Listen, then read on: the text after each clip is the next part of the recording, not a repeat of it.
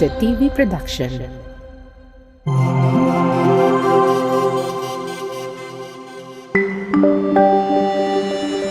Your only island TV channel.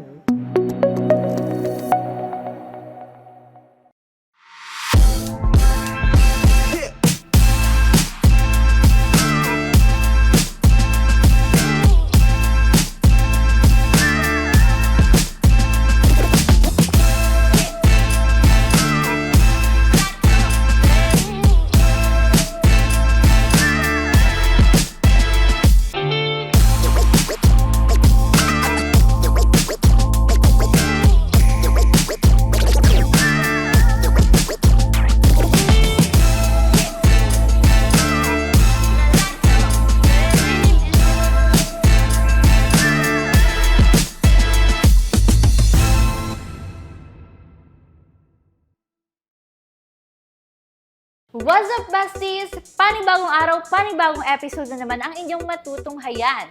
This is your host, Kristen Lim, ang inyong sporty bestie na makakasama nyo para sa Passports, ang inyong passport sa sports. Dito lamang yan sa Isa TV, your only island TV channel. Noong nakaraang linggo, napanood natin ang laro ng sepak takraw. Ngayong linggo naman, may bago tayong sports na pag-uusapan at sure na sure akong alam na alam nyo ito.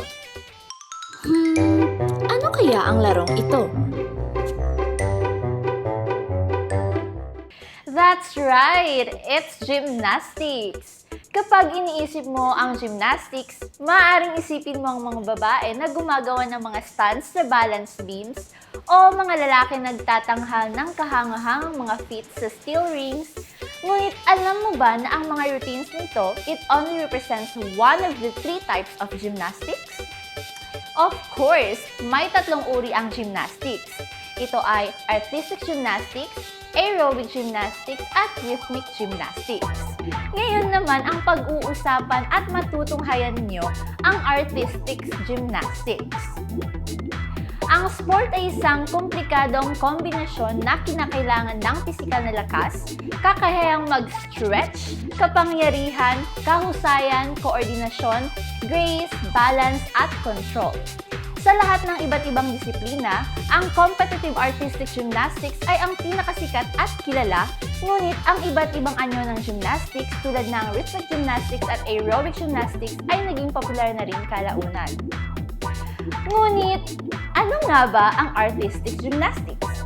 Ang artistic gymnastics ay isa sa pinaka-popular, pinagdiriwang at lubos na modernong sports para sa mga kababaihan na sumailalim sa mas maraming pagbabago kaysa marahil sa anumang ibang Olympic sport. Sa isang nakakapagpigil hininga at magandang kombinasyon ng tapang at grace, isinasagawa ng mga gymnast ang mga challenging na elemento sa apat na aparato, vault, uneven bars, balance beam at floor exercise, na may diin sa kahusayan, sining, kakayahang magpantay, lakas at estilo. Ang pangalan ng sport ay nagmula sa salitang Griego na gymnazein na nangangahulugang mag-ehersisyo. Ayon sa kahulugang ito, karamihan sa mga gawain kabilang ang pagtagpo, pagsasagawa ng floor exercises, weightlifting at paglangoy ay isinasagawa ng hubot-hubad. Nice! Anyway, ang mga sinaunang Griego ay nagpraktika ng gymnastics bilang bahagi ng mga gawain na naglalayong itaguyod ang pisikal at mental na kalusugan. Sino, saan at kailan unang naimbento ang artistic gymnastics? Si Plato, Aristotle at Homer ay buong pusong nagtutulak sa mga pinaigting na katangian ng gawain sa gymnastics. Ang sinaunang sibilisasyong Griego higit sa 2,000 taon na ang nakakaraan ay naniniwala na ang kahusayan sa pagitan ng isip at katawan ay maaaring mangyari lamang kapag ang pisikal na ehersisyo ay isinasagawa kasabay ng intelektual na gawain. Sa kasalukuyang panahon, ang Amerikanong gymnast na si Simone Biles ang may pinakamaraming medalya sa World Championship, pati na rin ang pinakamaraming gintong medalya sa kasaysayan ng World Championship. Wow, di ba? Ang galing niya talaga! Si si Simon Biles nang matiwasay na nanalo sa kanyang ika-6 na all-around title sa pandaigdigang gymnastics meet mula nang ang Tokyo Olympics ay patuloy na umuusad sa kanyang undefeated comeback sa sports. Ang galing niya, di ba? Agree? Noong 31st Southeast Asian Games, ang Philippine Gymnastics Team ay nakasungkit ng gintong medalya para sa women's team at women's individual all-around. Si Alea Finnegan Cruz, Chiara Andrews, Ancila Lucia Manzano, Lucia Gutierrez, Kristen Lopez at Maria Cristina Loberanes ang nagwagi ng pangunahing premyo matapos magtala ng 184.5 na puntos sa kanilang pagganap sa lahat ng aparato. Nakalaban nila ang Vietnam na nakuha ng 183.8 at Singapore 182.5 na pumwesto sa pangalawa at pangatlong pwesto ayon sa pagkakabanggit. Si Finnegan ay nakakuha ng pilak sa individual all-around na may 49.25 na puntos, sumunod kay gold winner Rifda Irafatlufti ng Indonesia na nakakuha ng 49.65. Si Rachel Ye Wen ng Malaysia ang kumuha ng tanso na may puntos 48.55. Ngayon naman, huwag na natin patagalin pa. Let's go and witness the artistic gymnastic friendly competition noong inter-school na ginanap dito sa lungsod ng Isabela. Tara! So bestie, andito tayo ngayon sa La Paz Covered Court kung saan ginaganap ang Women's Artistic Gymnastics. Dito ginaganap ang kanilang laro for both elementary and secondary. So, I think they're about to start. So, ano pang hinihintay nyo? Samahan nyo ako manood ng kanilang laro. I used to see surprise when I gave a word. Now in the morning I sleep alone. Sweep the streets I used to. I used to roll the dice, feel the fear in my enemy's eyes. Listen as the crowd would sing. Now the old king is dead, long live the king. One minute I held the key. Next the walls were closed on me, and I discovered that my castles stand upon pillars of salt and pillars of sand. I hear Jerusalem bells are ringing, Roman cavalry choirs are singing. Be my mirror, my sword and shield, my missionaries in a foreign field. For some reason I can't explain, once you go, it was never alone. This word, that was when I wrote.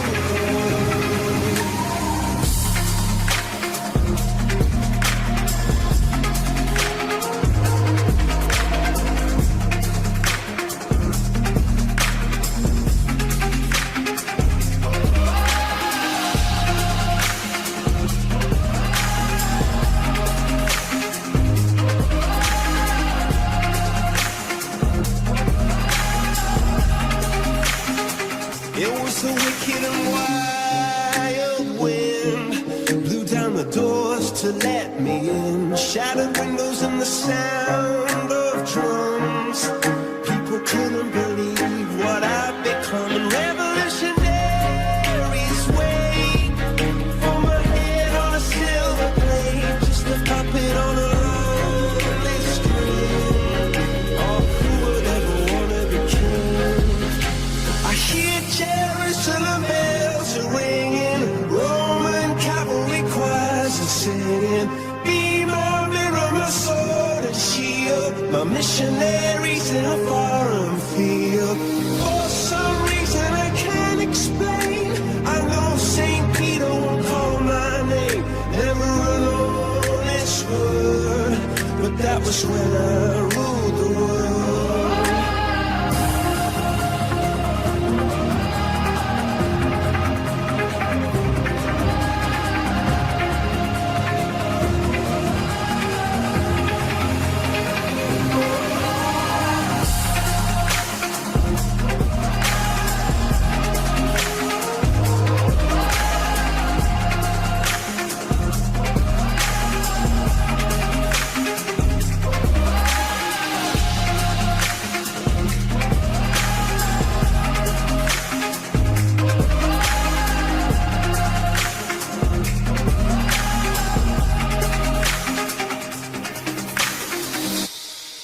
Pagkatapos ng kanilang napakagandang mga performances, napag-isipan kong itanong ang mga random athletes kung bakit nga ba nila gusto ang larong gymnastics.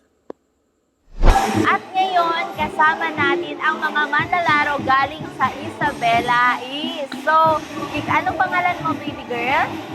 Sophia? Ayenda. Okay, and?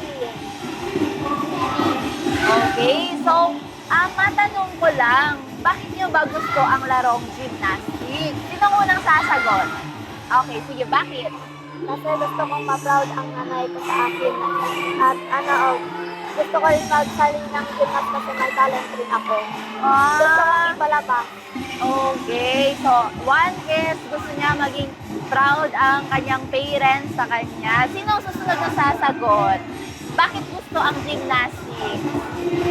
Sige, ito. Bakit kaya gymnastics? Ha? Kasi nalang na proud ko. So, ito lang Bakit kaya gymnastics? Para man proud si mama. How about this baby girl? Bakit mo gusto ang larong gymnastics? Para makagrado. Makagrado! Wow, para daw makagrado. Kaya niya gusto ang larong gymnastics. Bakit? Sinabi ni teacher, bibigyan ka ng grado pag nag-join ng gymnast? Pati Ganda. Ah, ba- Ganda kasi gymnast. bakit? Kasi maganda ka, ganun. Gumaganda, mini-make-upan ka. Wow, totoo naman. At kitang-kita naman sa mga beautiful faces nila, na magaganda sila, na naka-makeup. So, kumusta ang laro? Okay lang? Wow, so good luck sa future endeavors ng pagiging gymnastics. Ayan, appear. Ako sa iyo pwede dali message para na din yung mga athletes, no? Win or lose, of course, Isabela Central Elementary School will always be proud of you. Whatever will be the result, it's okay. Ganun talaga pag-game. Pero of course, continue lang kita man-chenegol, continue lang kita akin na gymnastics kasi hindi todo Isabeleño ta pwede man-recognize ko na gymnastics. Pero kami 4, 5 aki, pwede yo abla kay este mga bata kay regat man gymnast kasi talya and love and passion para na sports. And of course, to lift up the flag of Isabela City na maskin paltal mga aparatos sita pwede ustedes semira aki ka namon. Still, we are striving hard to bring the name of Isabela City in others' place. So, good luck and hopefully hindi aki man stop the ustedes dream. Thank you. Besties, ngayon ay kasama natin si Ma'am Mardy Chona Flores, ang tournament manager ng Women's Artistic Gymnastics. So, happy Isabela, Ma'am! Well, happy Isabela. Thank you Okay. for witnessing our competition for WAG, Women's Artistic Gymnastics. Okay, Ma'am. So, Ma'am, ano pong masasabi niyo sa performance ng mga atletang nag-join ngayon sa larong ito? Yes, talagang eager sila at pinakita nila talaga yung kanilang skills, no? In spite sa kanilang busy schedules, nagka-klase sila sa morning, but they still find time na mag-practice. At eto, pinakita na nila lahat-lahat ang kanilang talento at skills sa pag-perform ng floor exercise. No? Opo. So, Ma'am, ano pong mensahe niyo sa mga atletang nag-join ngayon?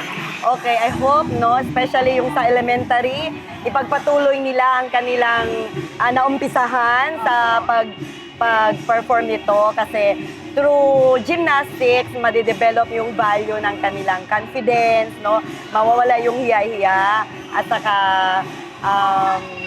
yung flexibility ng kanilang katawan, para sa kanilang wellness at well-being.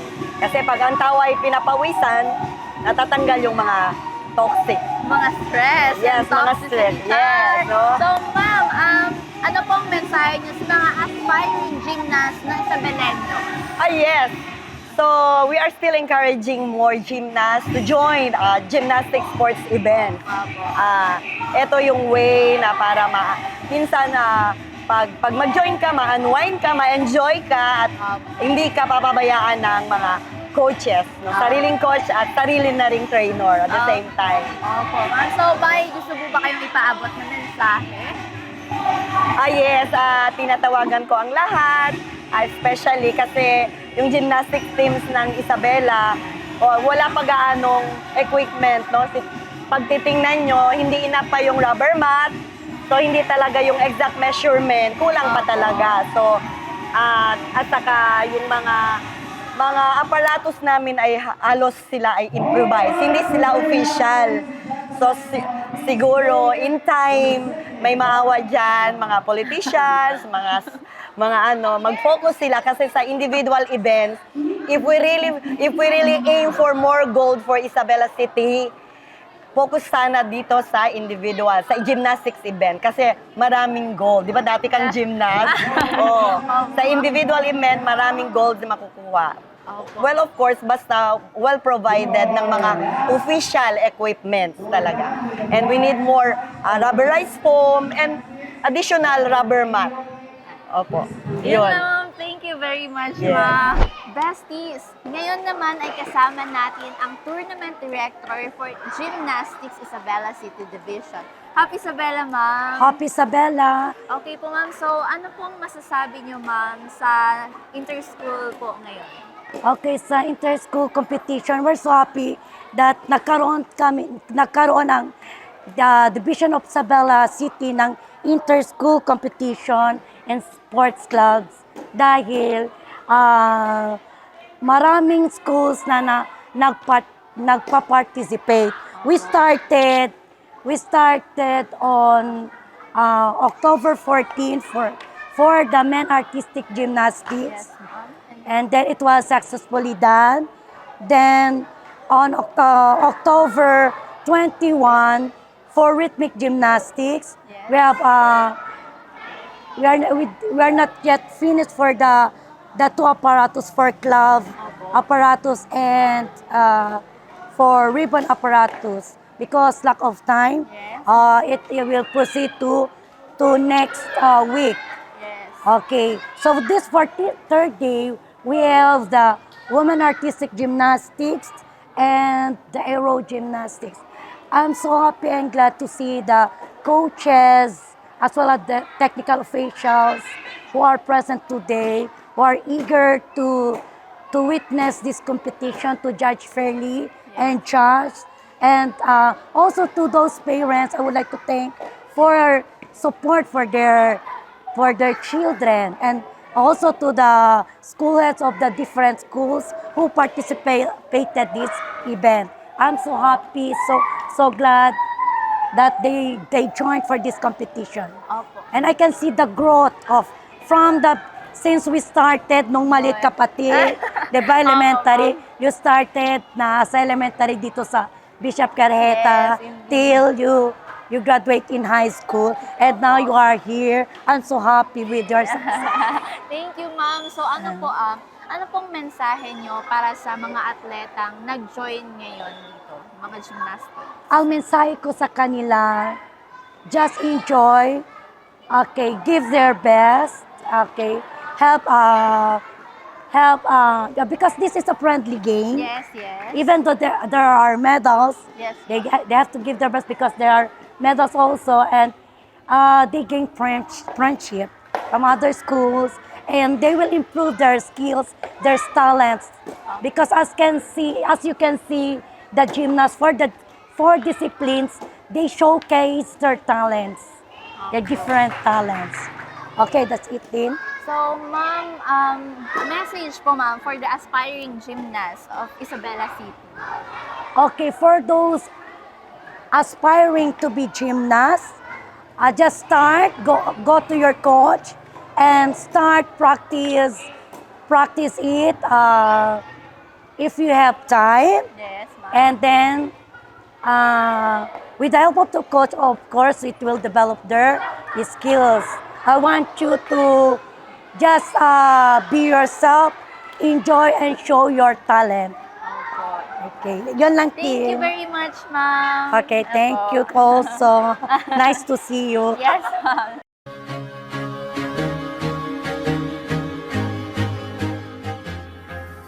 Sa harap ng madla, ang gymnastics ay nagiging isang pagtatanghal ng kagandahan at pagsasanay ng katawan.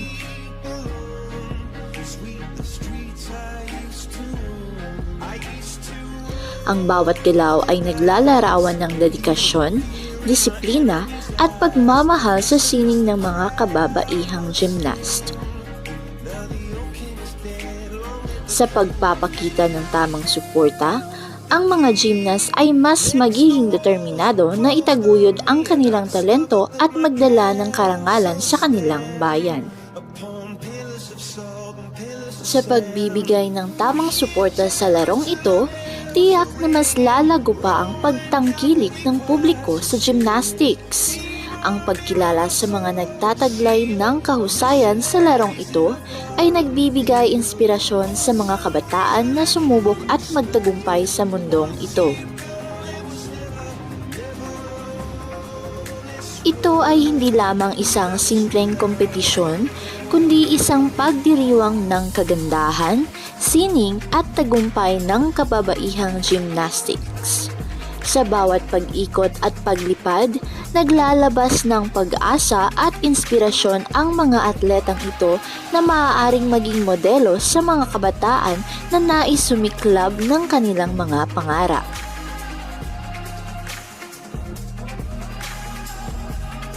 Sa pagtataguyod ng tamang suporta mula sa komunidad, tiyak na mas lalago pa ang larong ito sa Isabela City na magsisilbing inspirasyon sa mas marami pang kabataan na sundan ang yapak ng mga matagumpay na gymnast at mahalin ang sining na ito. For my head on a silver plate, just a puppet on a lonely string. Oh, who would ever wanna be king?